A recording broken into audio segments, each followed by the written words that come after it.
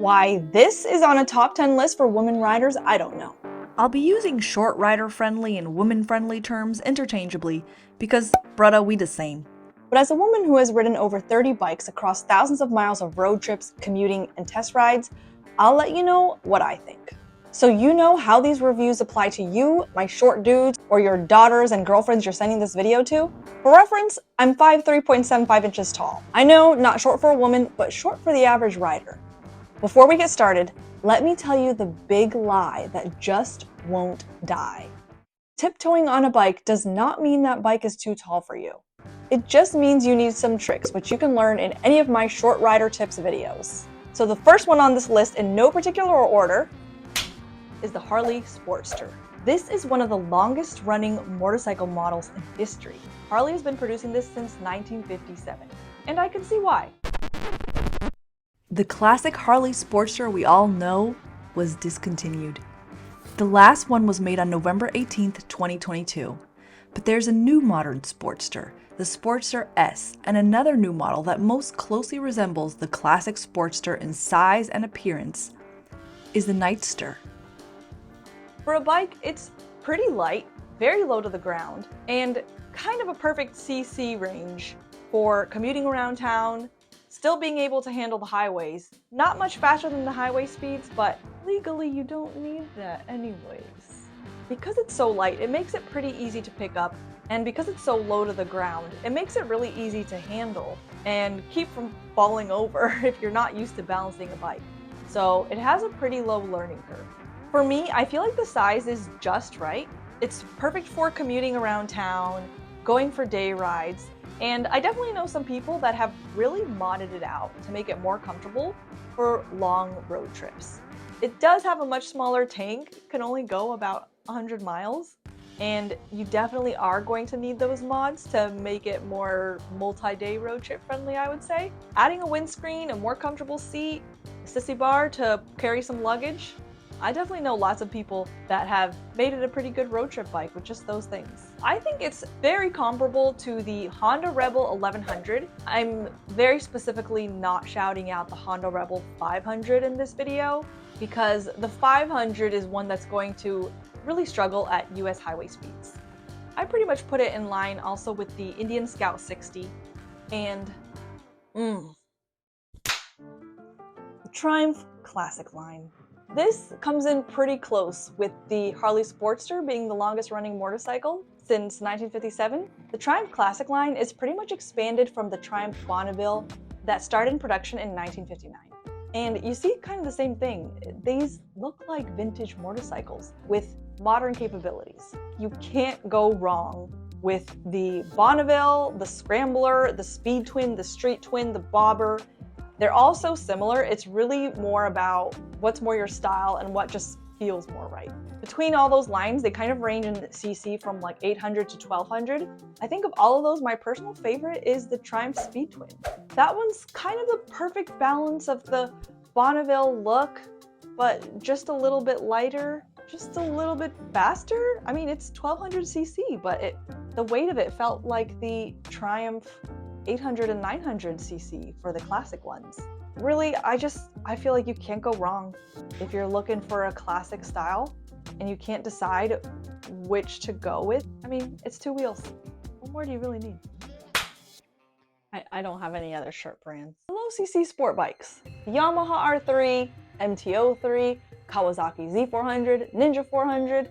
The nice thing about those, specifically the Yamaha R3, I actually thought that does really well at US highway speeds. Not just maxing out, feels like you still have room to go. The Yamaha MT03 is basically the same thing, just without the fairings. It's low cc, low to the ground, light enough. I think it makes it a perfect bike for commuting, going around town, going for a day ride up in the mountains, and kind of the same thing between either the Honda or Yamaha or Kawasaki in this cc range. People get so unsure of what to get. I just don't think it really matters. Depending on where in the world you ride, any of those bikes, you really can't go wrong. And the nice thing about the Japanese bikes is they come cheaper, their parts are cheaper, Oh, and one I forgot to mention that's kind of similar to it is the KTM Duke 390. So the only thing about that, it sits taller than the Japanese bikes in that CC range. There can be a little more of a learning curve there if you're someone at my height or shorter. You just take the time, like 5 minutes, to learn some short rider tricks. It really doesn't matter. But if you must, I know the feeling. I know most of you really care about seat height. As much as I preach that, I don't think it matters once you have the proper tips. You can always get a more narrow seat, and if you must, you can lower your bike. I did that for a long time with my Triumph Street Triple R. Yes, lowering the bike changes the geometry of your bike, but if you're pretty much an average rider, you're not really gonna notice it. I think that's more for people who are taking the bike to the track and really trying to ride it hard. And this one I feel like I should mention just because it's very popular. I'm sorry, but I don't know why, because I'm not a fan of this bike. The Royal Enfield Himalayan. Yes, it is very pretty. Very popular in India. It's just something about the way it rode, I just didn't like it. You know, some people love Harley engines, the way they sound, the way they feel, and some people love Triumph engines. They have like this whistle sound to it and this abnormally smooth feel to them. Royal Enfields, and I felt the same way about Yamahas. They just, I don't know, they just don't feel or sound attractive to me. For the slightly upper, but let's just say mid-level CC sport bikes. So that's your Yamaha MT07 or R7 with fairings, your Street Triple R, your Kawasaki Ninja 650. Why you might want one of these as opposed to the 300 to 400 level range? These bikes are all just a little bit taller, a little bit heavier, and a little bit faster. A little bit more intermediate friendly, I'd say. At my height, all of those bikes required more of a learning curve. So I really had to get used to just balancing a bike while standing at stoplights or intersections. And that was why my Street Triple R, I had it lowered for a long time. I ended up removing the lowering kit and getting it raised back to stock height so I could get used to taller bikes and eventually move on to larger bikes just to have fun and explore and go off-road. And it took some time, but now I feel pretty comfortable with taller bikes. It's not really an issue for me anymore. So I think all of those are doable, but just keep in mind, if you're about my height, there is going to be a little bit of a learning curve. So if you don't want that, some of the lower seat height bikes in that range are the Honda CB650, the Kawasaki Ninja 600 levels, and surprisingly, even the Kawasaki Z900. I actually felt like the Z900 rode a little bit more like the Triumph Street Triple R 765, 675.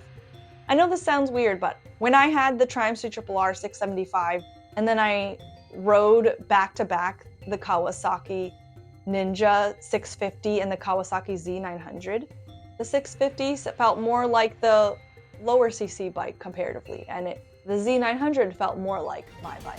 Now, this one, Street Glide. Why is this Street Glide on a list for women riders, short or beginner? Yes, you've seen me ride a Street Glide, the Electra Glide, the Road Glide, the Road King, across thousands of miles of road trips. But here's the thing, that was not easy for me. That required a huge learning curve. I know a lot of you probably work full-time, you want to cook your meals, you want to clean your house, maybe you're watching kids too. I know a lot of you don't want to spend the little time that you have to ride practicing in a parking lot to handle it. You rather have something that doesn't require a big learning curve and you can just go and ride. For me, at my size, shout out to Jerry Palladino and his wife Donna Palladino, who taught me how to handle these bikes. If I didn't have all that time to dedicate and I was still working my full-time office job, I'd want to go with something that I could ride right now and that didn't require a lot of time in a parking lot to handle it. Like the Harley Heritage or the Lowrider, that's about 100 pounds lighter than the Street, Road Glide, and Road King.